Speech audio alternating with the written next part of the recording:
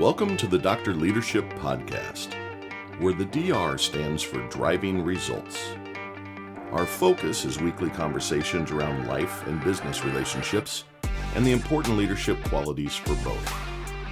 These concepts and qualities will help you drive positive results in both your business and personal lives. A weekly connection point to help business leaders develop individual contributors, managers, and executives on your teams. We also will tie in concepts around family focus and life lessons to help you drive success in your personal life. Welcome to the Dr. Leadership Show. Let's get after it. Good day, everybody. Welcome to the Dr. Leadership Podcast. Hope you had an awesome week, are having an awesome week. These always come out on Hump Day. Mike. Great commercial. Wish they'd bring it back. Hope you're having an awesome week, as I said. So today I want to jump back in and really talk about big game hunting that I did launch last week in part 1. And today we're going to call it part 2 because I'm innovative in my titles. But part 2 of this, going to get into a little more details. We talked about a couple of engagements I had, some big transactions, in my history. Have had dozens and dozens of dozens in my career, billions of dollars of billions with a B of large interactions and contracts. And there's a few big rocks. Remember, big rocks are main concepts, things that need to be the most important. Small rocks and then more granular impacts take less focus and become more needed as you get further engaged in the relationship. But in part 2, gonna kick it off with some concepts here, just some things, and then I'm gonna go in a little bit deeper on it. So you might hear a little repetition throughout the podcast on some things, but the reason is I'm kind of doing the setup, and then as a tennis analogy, you're going to serve it, then we're going to volley, then we're going to big finish, and hopefully you get something out of this. Now, how you win big deals isn't accomplished in a 2-part series. It takes experience, it takes engagement, it takes losses, it takes black eyes, it takes taking it on the chin, it takes small victories to establish those skill sets. But if you do focus to these big rocks, your likelihood of being in the game and having your fair share come across the finish line in your favor, I think will grow. So, the first thing that I kind of talked about last week is, I was sitting in the parking lot of the first big customer I really ever called on, an international company, a global provider, a Fortune 500 company, and I had to go in. And the whole thing I was trying to do in that was position myself as the next preferred vendor or provider in whatever you do, right? My examples go back to my on-the-street selling office equipment. And in today's environment, I'm in a digital services organization. We do far more than office equipment. We're a communication company. We're touching you physically, mentally, emotionally every single day. You don't even know it. That's what we do. But you got to become the preferred vendor. So all of these concepts are helping drive you to a position of consideration. You have to get past concerns and move toward consideration to be in the game. The first thing you got to do is you got to give yourself the big target. You have to trust in yourself and your organization to feel comfortable doing the uncomfortable. And that uncomfortable in the beginning is walking in the door, sending the introductory email, sending the communication via LinkedIn, asking for a connection, whatever it might be. You miss or don't hit 100% of the shots you don't take. If you don't put yourself in a position to even talk to them, you're not going to win it. Don't drive by the big building on the corner, the skyscraper, and think it'll never be me. Someone has to be the me. Why can't it be you? So trust in yourself and give yourself a shot.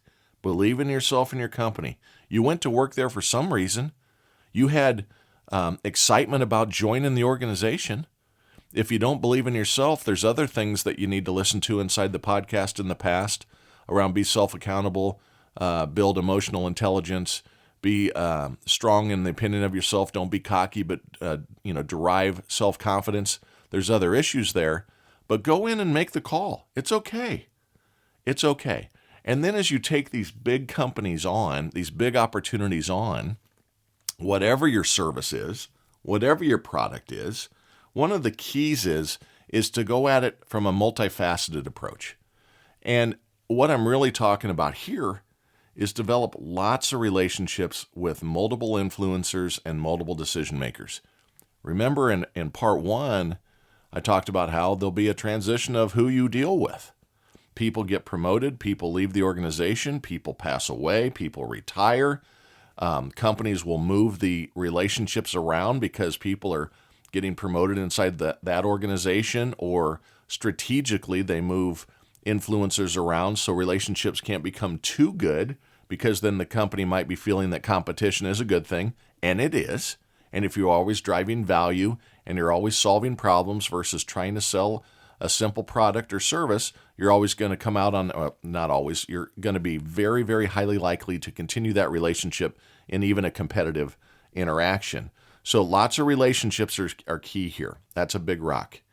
The other thing, and we're going to get deeper into this with some reference points from other people other than just the old Dr. L here, around show your value. Don't concentrate on what you sell or what you provide, service or product. Concentrate on the problems it solves, the value it brings to the organization, how it drives revenue versus is in the cost line. Everything has a cost to it. Tie it to the price. What's the price to the organization if they don't have your services? What's the price to the organization if they do have your services? Right? There's a revenue line that you can impact for this organization. What are you bringing to their customers' experience with their organization? That's where to focus, right? You have to create desire for what you offer, and you have to create differences. The reason we would be a better choice is this. The reason we can handle that problem for you is our approach to that. And you have to continuously reaffirm this over and over and over again. And then once you've won it, you have to continuously remind them of the value you're bringing. Complacency causes you to just, hey, we've won the deal. I don't need to continue to reinforce our value. That's when you need to make sure you absolutely reinforce your value. If it was about savings on costs that were leaking elsewhere, full-time equivalent employees, we can do it with less people, we can do it and drive additional revenues. Have them report to you and interact with you and let you know what the results are if the ROI is coming true. And remind that customer, and now those decision makers above them and their senior staff and the people above them, that you're doing what you said you were going to do.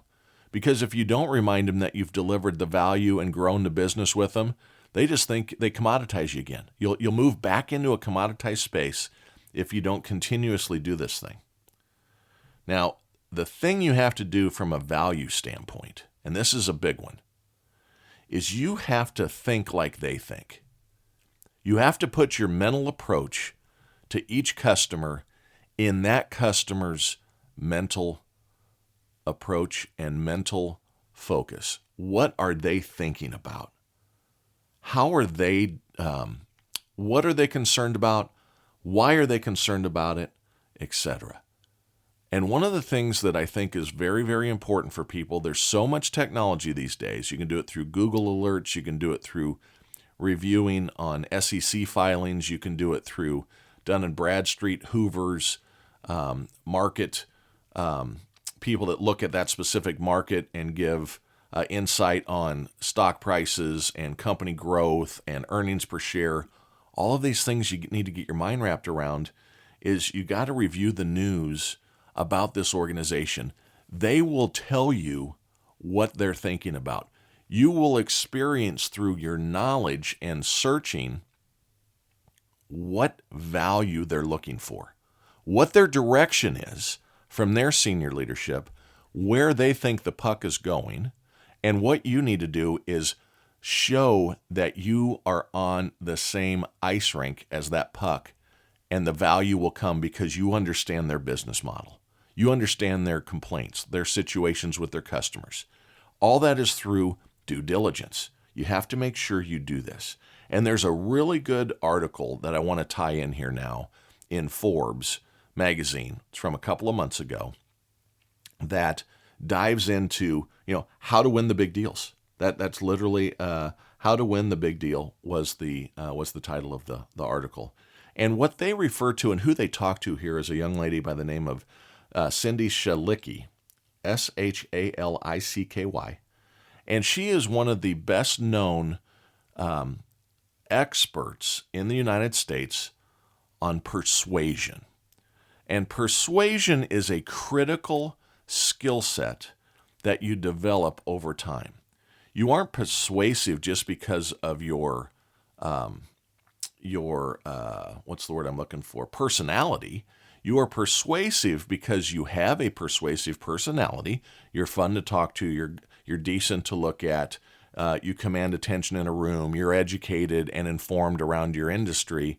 But you become persuasive through steps in processes.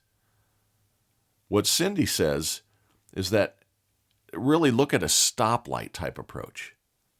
At first, when you're engaging a new customer, a prospect, not a customer yet, when you're engaging there, you're a red light to them. You're risk. Whoa, hold on. Who is this person? What are they engaging me for? What's going on? The shields are up, right? They get called on all the time. Customers and prospects do not engage you right away. Don't get frustrated. You can't give up on a couple of no's. It takes lots and lots of no's to start to get traction inside these organizations. So at first, you're viewed as a risk, which you hope to move to consideration, right? They'll even consider you, kind of the yellow light in the stoplight analogy. And finally, over time, because you've done all this great work on creating value and understanding their pain points and showing you can fix those pain points, you'll become the only desired partner. Green light, man, let's go, is where you get to. That's the desired state. And what she talks about, and one way to go through this, she has a process. And it's a pretty good process. I'm going to tie in a secondary one too, because I think, every book on selling and leadership, there's a lot of commonality across them, right? Different acronyms you can use to tie the thing together. How to, HOWTO is another one, right? There's a step for the H, there's a step for the O, there's a step for the W, there's a step for the T, there's a step for the O. What's that spell? How to, just like back to the cheerleaders in high school. And keep reading, keep absorbing input from everyone, even if you feel there's redundancy, because there's nuggets in each of these.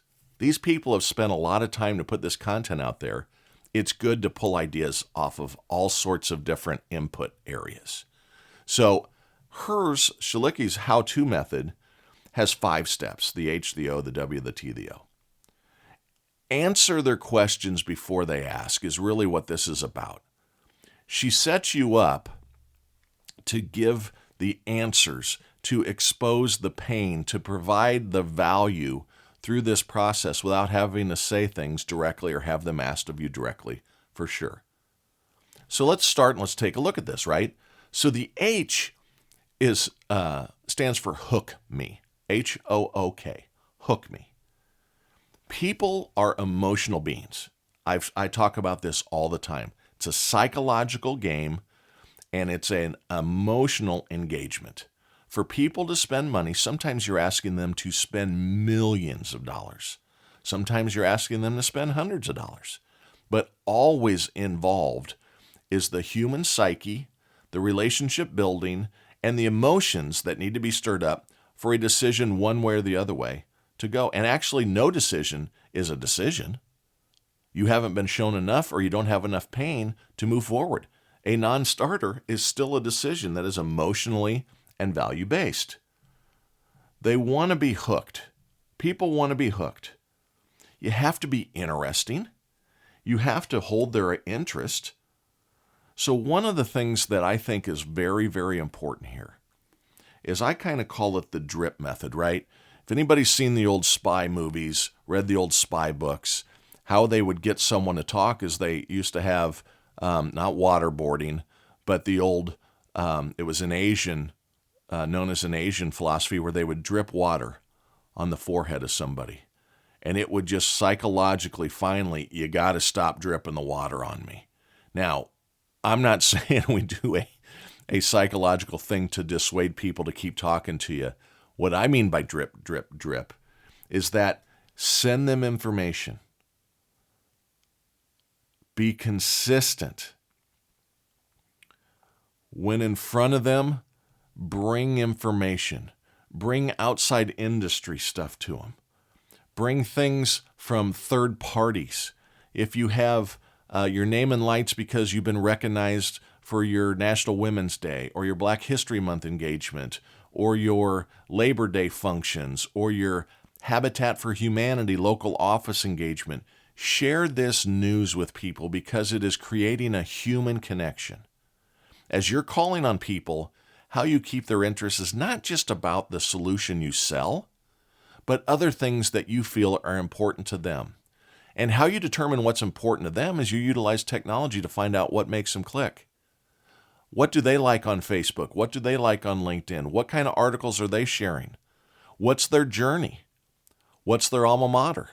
What's their high school they graduated from? Do they enjoy racing? Do they enjoy swimming? Do they enjoy boating? Do they enjoy travel? If they enjoy travel, if you see something, an article comes out from Travel and Leisure, and it's the top 20 destinations to have on your bucket list, share it with them. You're giving them something to consider about you versus your product. Hey, this person's paying attention. They know I like travel.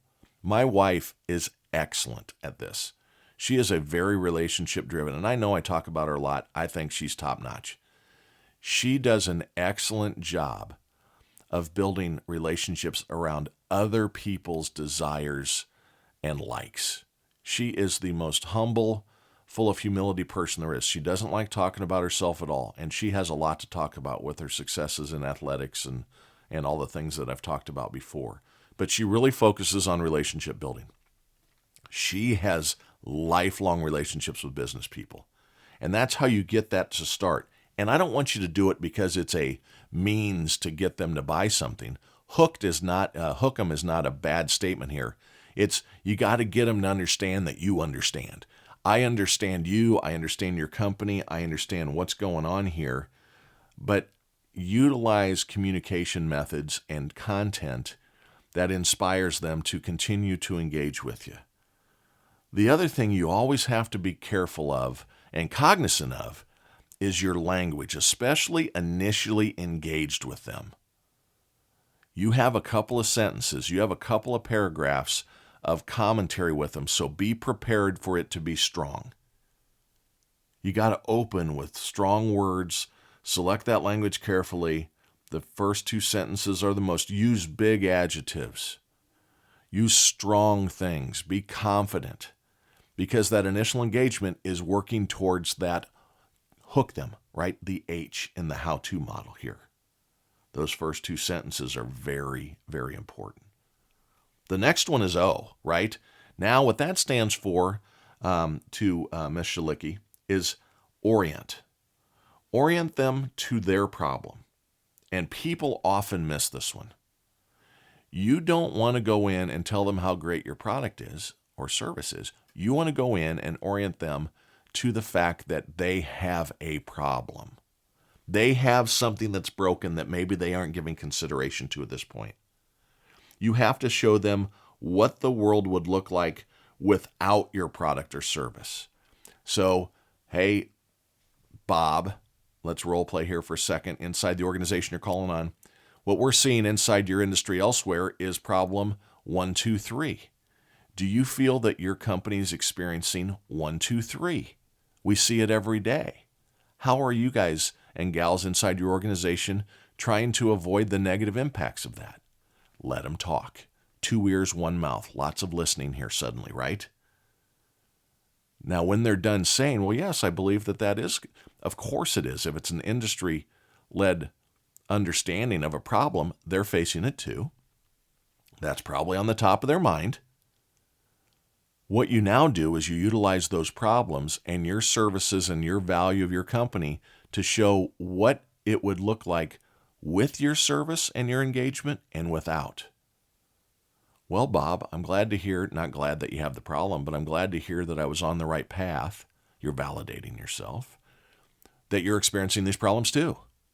What we have been able to do with organizations like yourself is to positively impact 1, 2, 3, and on goes the role play.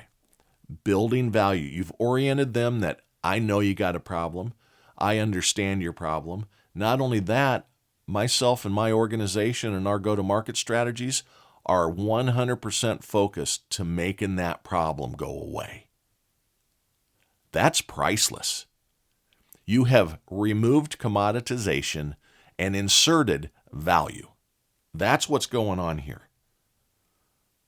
Make the customer feel smart here. Don't come across as a lecturer.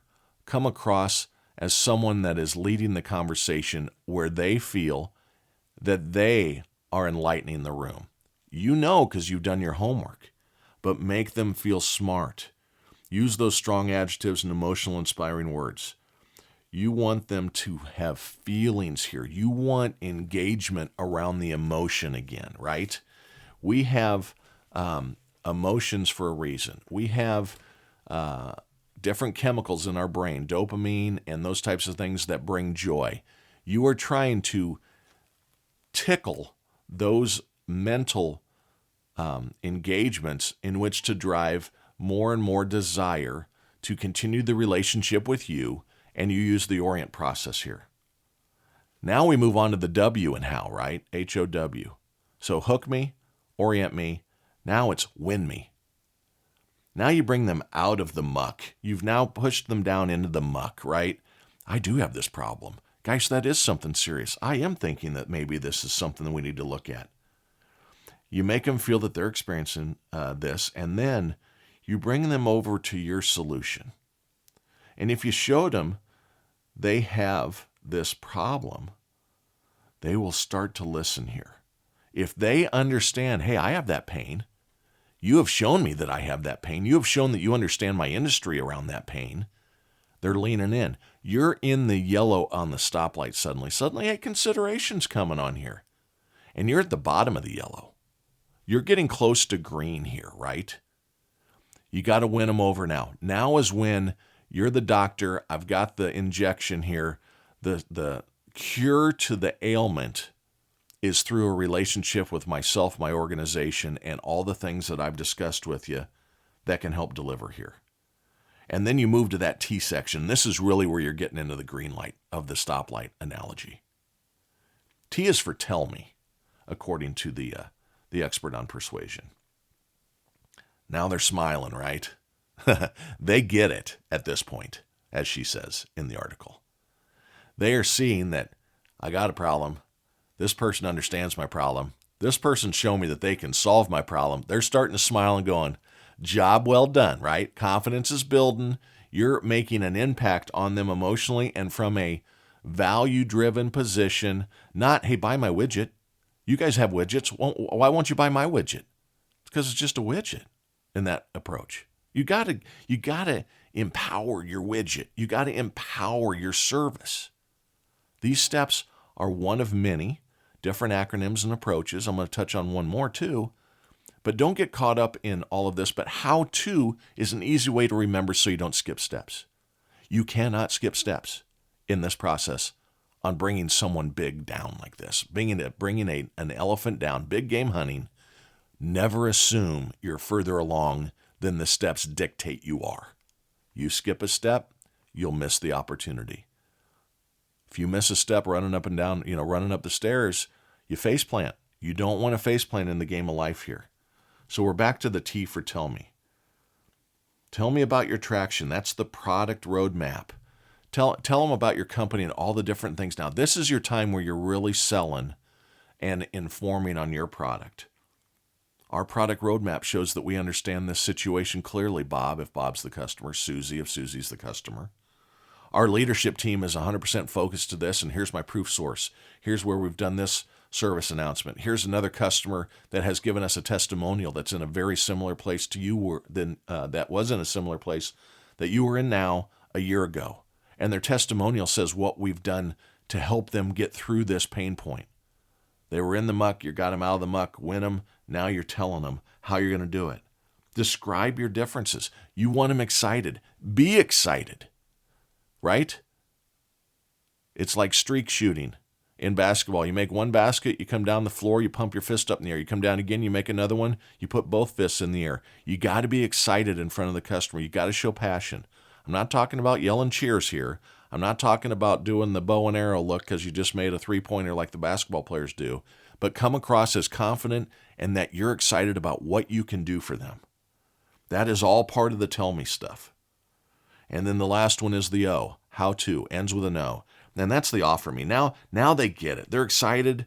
They want an offer from you, proposal state, final value proposition and proposal state on how do I get to join your club? What's the next step? Well, we got to put a SOW together, right? We have to make sure that we have the order agreements in place. We have to work on terms and conditions. When you start talking about terms and conditions and statement of work, you've got the deal. Now you just need to handle the T's and C's, the dot the I's, cross the T's, those types of things. But you've used the steps to get here. Think of this journey as that stoplight. At first, when you engage, just like someone new engaging you, your spidey senses are up. It's okay. Get them to yellow. Use the orient. Use the wow them, right? Tell them, offer them. All of those steps are important. Another way to break it down in simple steps is this, and I'm going to kind of rattle these off a little bit. You got to quickly build relationships inside this. So you start from the relationship building once again. Not talking about the how-to now. That is kind of a process to use, but just think of it this way. When you are building those relationships, you need to make sure your discovery process is better than they've ever seen before. You got to ask deeper questions and second-level questions and go upstream. Why? You ask the what's happening? Well, this is happening. Then you ask the why is that happening? Well, this is why it's happening. Well, why is that piece that's driving the why happening? What's the impact if it doesn't go right? You have to do great discovery here. That's, again, where you bring in testimonials and you show your resources and you bring in expertise and subject matter experts from your staff. You're building credibility, and that helps build relationships. The other thing you have to do is you have to make sure that you have great listening skills. You have to... even before that, I would say make sure that they're qualified to move forward. I almost missed a step. When you're talking to somebody and you're trying to convince them to be a customer of yours, you got to make sure that they're in a buying cycle, that they have budget, that they have the decision-making power. You got to make sure you aren't wasting energy too. So make sure that they're qualified to be moving forward and that your products and services can even play. You can find a very, very bad problem and many times get them to find budget. But if it's a system and a service that you consistently are offering out there, they may not be in cycle. So you may have to start with smaller items that are qualified leads for you, areas that they can spend money on, moving expense lines over to a capital line to bring you in because you remove the expense. The ROI is a quick hit, but you have to qualify them too, so don't skip that step. The other thing I just said a second ago was great listening skills, right? You have to truly understand the pain points. Don't go in assuming things. Many times we don't ask a question to listen. We ask a question to position for our answer that's already in our head. One of the things that I see happen a lot is representatives and individual contributors, even leaders, will go into meetings with the solution already in their mind. That is not the way to do this on big game hunting. It's one thing if they're replacing a widget with another widget. But when you're trying to drive value, truly understand pain, make the big deal happen because you're changing workflows or you're changing how they do business, you're causing a fundamental impact to their business and how they do it, you're going to have to do this over time and utilize great listening skills along with that discovery step, and then great things will happen. So don't skip that step. Stay visible. I wrote this in all caps. These take time. I told the Pella Windows story, 62 appointments. Not an exaggeration. I know that number exactly because I used to keep a Franklin planner. We didn't have email. We didn't have Outlook. Did not exist. We used Franklin planners. You had an A, a B, or a C next to them. That was how your prioritization. An A task for the day was, I got to get this done. A B could move to an A the next day if you got all your A's done. And I went back, and you had a scheduling calendar inside there where you took a pen out and wrote down meeting with Jim at Pella Corporation on Tuesday at 2. I counted them up, 62 appointments. It takes time. So you have to stay visible. Share content often. I touched on this in the how-to a little bit, right? You show expertise, you share with them. I talked about if they like travel, send them the traveling thing. Professionally stalk is literally what's going on here. Not to the aggravate stage, but what you're trying to do is, it's kind of an old TV type deal or movie deal where when someone comes to you and says, hey, I got this problem, the other person will go, I got a guy or I got a gal that can handle that for you. You want to become their gal or their guy on more than what you just do. If you're sharing travel information with them because you also love travel, they may see you as someone they want to reach out to on, hey, have you ever done a cruise before? Well, yeah, I've done a lot of cruises, would be my response. I actually enjoy cruises. Have done a lot of cruises, 20 of them. They may see you as that guy or that gal on their travel planning. It's not what you're trying to sell them, but you're being visible with them. You're building a relationship. Not trying to sell them anything at this point. You haven't earned that right. But what you're doing is you're building that relationship out. So utilize those skill sets, be visible, become the girl. Stereo equipment used to be, I love music. I find commonality with people on music all the time. Big decision makers, she or he, they like the things you like too. Maybe it's a church engagement. Maybe it's philanthropy. Maybe they love the theater. Maybe they love causes. Maybe they're actively involved in breast cancer because they've lost a loved one. Maybe Alzheimer's is their deal. Don't fake it till you make it here. Find a commonality that you can truly be that person for them. Don't try to just make it up and show that you're engaged if you aren't. If you aren't engaged, look into it. Maybe you will truly want to become engaged. Those are blocks to building a foundation for relationships. And then this one's key too. Be able to clearly articulate your value.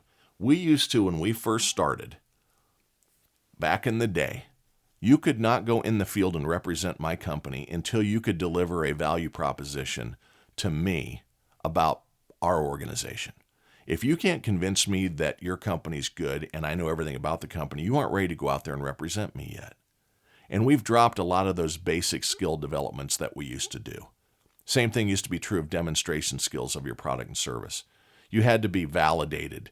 You had to pass in order to be able to go out and do this.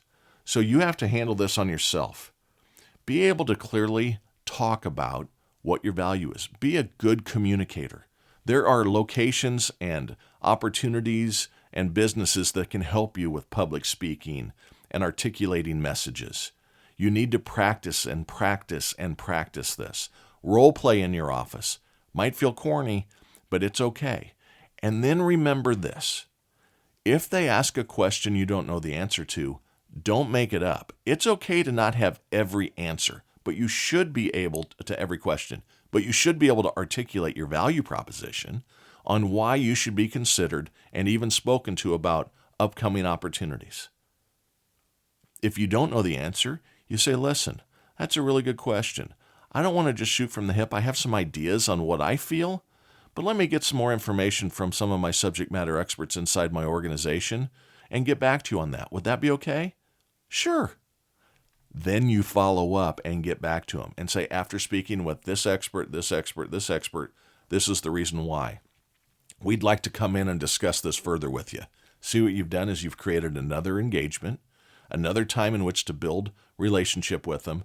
You've answered the question professionally. You're building credibility.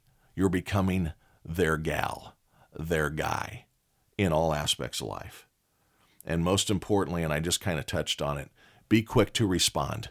Do not procrastinate on follow-up with prospects or customers, because remember, years to win them, seconds to lose them. Customers and prospects often buy from the first person that responded to them because they love the follow-up.